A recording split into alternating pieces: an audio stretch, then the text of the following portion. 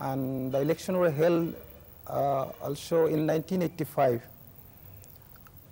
But we want a correct electoral roll, deleting the name of the foreigners.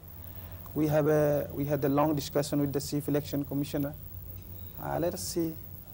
But we must have a correct electoral roll, otherwise we will not allow any election to take place in Assam. Now, they are telling, I mean the ASU, or Assam Students Union telling that this draft electoral roll which is published contains names of lakhs of foreigners, because they find that they are unusual increase, whereas the state electoral office, they maintain that increase is not unusual.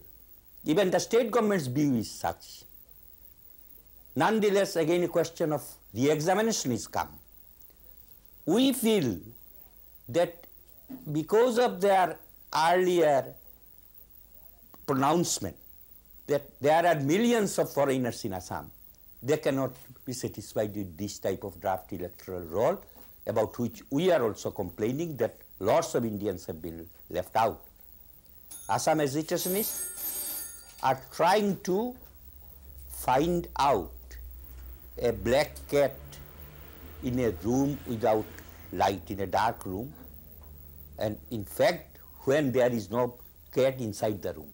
When there was an Assam Accord, one clause was that without updating the voter list, there will be no election.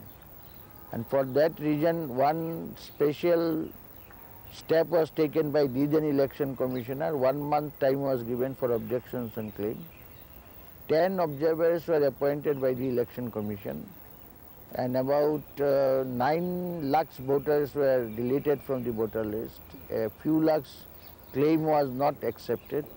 Voter list was prepared, election was held, and by dint of that voter list they came in power.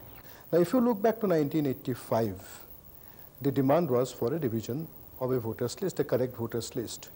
But at that time, these movement leaders, it was impressed upon the movement leaders that if actually an election takes place after the revision of the voters list, then Assam, which was unrepresented for a year, will remain unrepresented in parliament for a pretty long time. There will be no proper democratic process in this state, which will be unhealthy from the point of view of the state.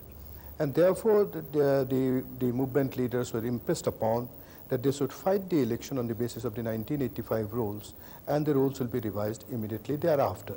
Therefore, the student leaders agreed at that time, or the movement leaders agreed at that time to fight the elections. Now it is unfair now to say that because you agreed at that time, now you should fight the elections on the basis of the old revised rules. It was a part of the agreement that the rules should be... Formula बन जाए, वो घोषित हो जाए कि इस फॉर्मूले के अनुसार हम तय करेंगे कि इस तरह से मुझे न्यायपूर्ण से मिलेगा, अपने अधिकार मिलेगा, कोई भीख मांगने के लिए दिल्ली जाने की जरूरत नहीं पड़ेगी, एक फॉर्मूला के आधार पर तय होकर के राज्यों को मिलता है। आसाम सरकार की दिक्कतों को ध्यान में रखते हुए इंटरिम रूप से रॉयल्टी को 100 रुपए बढ़ाने का फैसला कर लिया गया है, और ये जो है The visit of the Prime Minister VP Singh and the economic packages he offered the state was an effort to fulfill some of the clauses of the accord. It was, however, interpreted by many as largesse being offered with an effort to prop the sagging morale of the AGP government. The state leaders deny this vehemently, claiming that what the Prime Minister announced was only that which had been long overdue to them in any case. This is our old demand, and we take up it with the central government at that time, Congress, Mr. Rajiv Gandhi also. He gave us assurance, but he could not fulfill it. Now when the National Front government formed in Delhi, then we take up the matter with the Prime Minister and other ministers which are concerned with these things. And they are agreed, therefore Prime Minister announced it. If you look to the announcement that has been made, I can tell you that so far as the royalty is concerned, for example, the decision of the previous government, as we have found from the papers, was that 192 rupees was the just amount. Now, two important decisions have been made. The 100 rupees raise is important, but what is more important is it has been decided and announced that the royalty will be fixed under a statute, not under an award of the Prime Minister. The Chief Minister of a state shall not have to come to a begging bowl and say, kindly increase the royalty. That is a major announcement. So far as even the refinery is concerned, well, there was no clearance, no investment clearance. Therefore, it is not that the VP Singh went to prop up the sagging morale of Chief Minister. In fact, I was instrumental in taking him there, and you do not deny me that credit. Why do you deny me that credit? The Northeast has over the years seen the birth of many extremist organizations. The birth of the United Liberation Front of Assam was therefore seen with alarm by political observers. ULFA's aim was ostensibly to achieve total independence for Assam from the Union of India. Over the last few years, the militant activities of ULFA members has been causing concern to the state administration. The organization, it is alleged, runs a parallel government in certain areas of Upper Assam. And many today are of the belief that unless they are curbed, ULFA will play a dominant role in the future Assamese political scene. Initially, they were utilized during the Assam election in Nelly and other incident. But it died down. But unfortunately for the last 1.5 years, many boys have joined ULFA and they are running more or less a parallel government. In the name of cleaning the society, they are punishing people. They are extorting money from businessmen. Yesterday, a tea delegation came and met me. They have been asked to pay quite a good amount of money. When they go to the administration says we are helpless. Then I mean, what is the government then? Presently there are 3 governments running in Assam. One government that is running from Dishpur, Assam Secretariat. Another government is running from Jalukbari, that is from Guwahati University. And another government is running in large parts of Assam, especially in Upper Assam, like Lakhimpur district, Sunitpur district. There is a government of Alpha. So, how they can feel safe? Government assurances are not at all effective. Police, I don't believe Assam police is not able to cope up with this situation.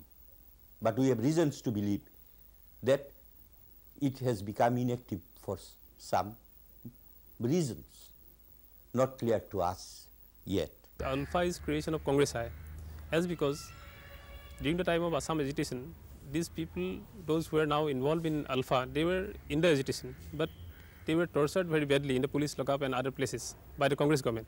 And that's why these people, they have completely lost their faith on the democracy. That's why they are taking this path. And now it is our duty, not only the duty of the government, it is the duty of every citizen to bring back to the mainstream. Apart from the Assam Gana Parishad, it is the Congress which has an important role in Assamese politics. It was ousted by the AGP in 1985, and the subsequent defeat in the Lok Sabha polls demoralized the party.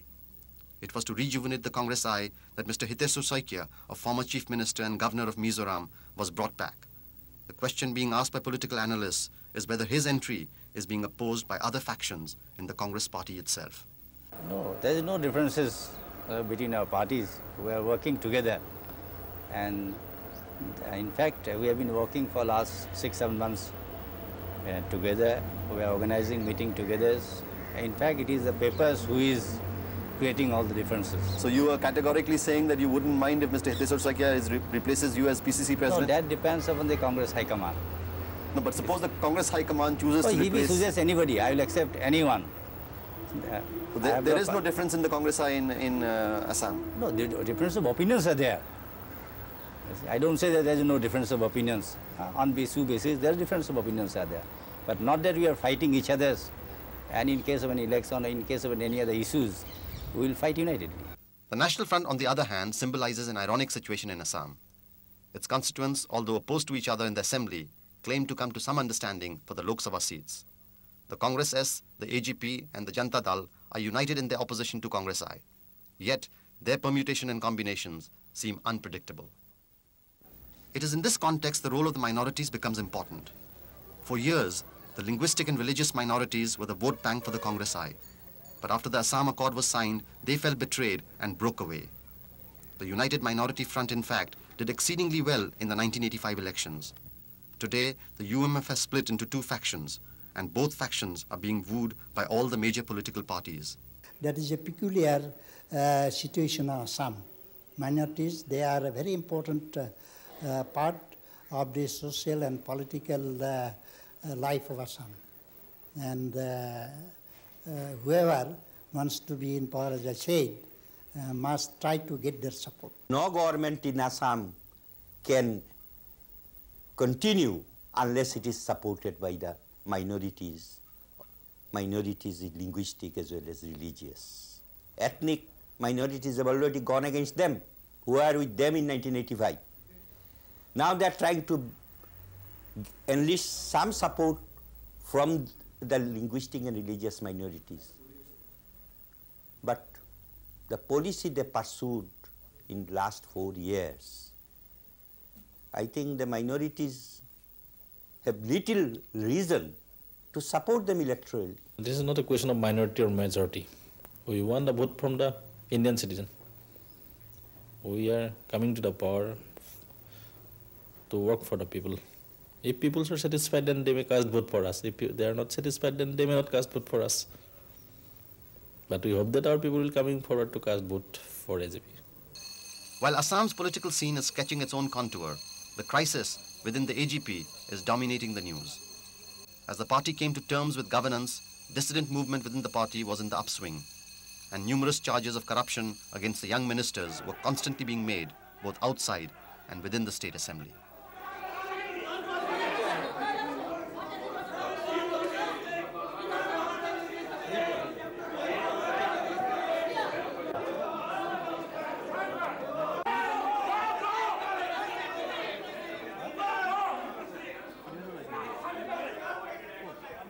There are charges of corruption against certain ministers. Those charges are widely published in the newspapers. And there is practically no planning, no ethos they could create.